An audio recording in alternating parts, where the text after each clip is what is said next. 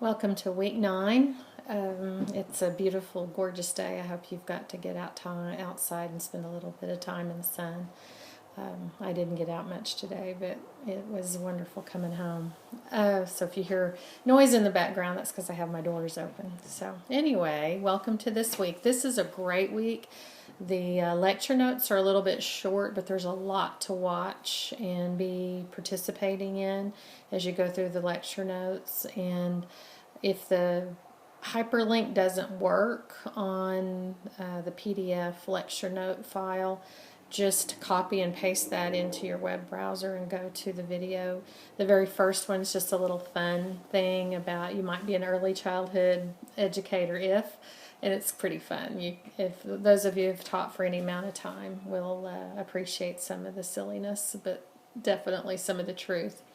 Additionally, they're in the Blackboard for this week. There are 2 additional resources in there. That is the Building Positive Teacher-Child Relationships that's put out by CFL, and that's incredible information. In fact, some of the best things that they have to say is how important it is developing a positive child-teacher relationship. And in doing that, they give some really wonderful highlights. Remember to engage in one-on-one interactions with children. Children eat that kind of stuff up, and I know you can't give every child one-on-one constantly every day, but every child should get some one-on-one every day. Get on the child's level for face-to-face interaction. And you might think, well, everybody knows that, but you would be surprised how much I see very, very good and very experienced teachers forget to get on the child's level to talk to them. Use a pleasant, calm voice and simple language. For instance, if a child is doing something, maybe wanting to redirect them to a more appropriate activity, rather than giving them a long lecture, especially if they're 2, 3, 4 years old, a long lecture about why and all of that good stuff, then just something very simple about you need to be doing this instead of that. Provide warm, responsive physical contact.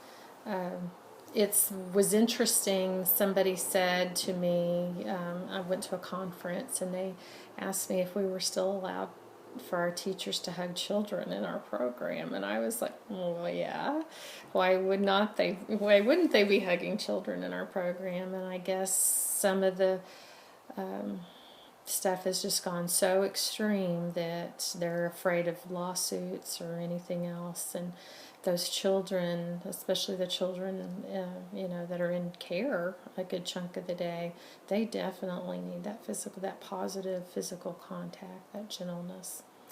Help children understand classroom expectations. That's another way to build that relationship and that positiveness between you and the child, because if they know what to expect, they feel more secure, and then that relationship is strengthened. Redirect children when they engage in challenging behaviors, just kind of like I mentioned a second ago.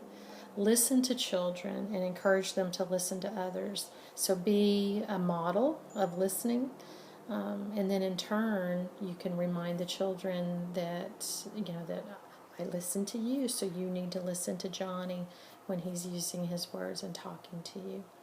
Acknowledge children for their accomplishments and effort. There's lots of this, that, and the other about praise versus encouragement, but I believe very strongly that praise is generally empty. Praise is something such as, oh, good job, and you just say it off the cuff, and you don't even really are not telling the child what it is that they've done that's so good, and why is it good? Is it your determination that it's good, or is it because they worked so hard and they put a lot of effort into it, they completed it, that sort of thing, or they used all the colors of the rainbow, whatever it might be. So the encouragement, or the just narrative voice of what the child is doing and has done is a lot more empowering than them looking up to you or someone else about, oh, I can't go on forward because my teacher hasn't told me I did a good job yet. So they need to be able to find that within the strength of what they're doing. Other really good resources in the lecture notes, so hopefully you'll go through all the way through them.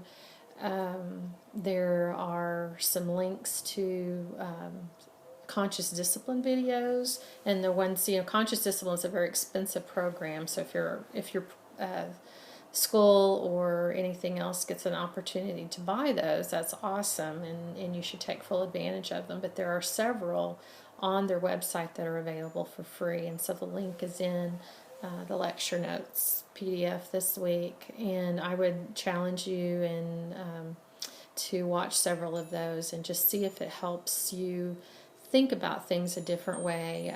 I think probably my favorite one, and even the way I'm trying to do this with my coworkers, adults, family members, just other people in my lives, not just children, is to always think the best, the positive expectations of their intentions. And you'd be surprised if you do not prejudge someone else's intentions, how much more positive your relationship is with them. Sometimes people might do things that are inappropriate or upset you or feel that way, but if you always believe that their intentions were the best, then it changes your heart, for lack of a better way to put it. So I hope that you will take a look at some of those conscious discipline videos. Let's see, it's just 1 week till spring break. Yay! So your assignment this week is to talk about whether it might be someone you've had in the past, but to talk about a teacher or what a teacher would look like that has a positive growth mindset, as opposed to a teacher that maybe does not have a growth mindset. And the chapter definitely explains that to you, but if you have any questions, be sure and contact me. And I know we've all had teachers in our past that were not the best teachers in the world, and unfortunately there are still teachers that are not the best in the world now. And again, I think their intentions are probably for the best, but sometimes they don't have the professional development motivation. That's something that as a teacher you're always going to want to be pursuing, is professional development. And be sure and contact me. Most of you are really doing well staying caught up on your assignments, or if you're having glitches, you're emailing me. There's still 1 or 2 people that I'm trying to contact with, and you're not responding. So if you're not responding to the emails, you're probably not going to watch this video either. So anyway, have a great week, and I will see you I won't see you. You'll see me in 2 weeks. Talk to you later. Bye.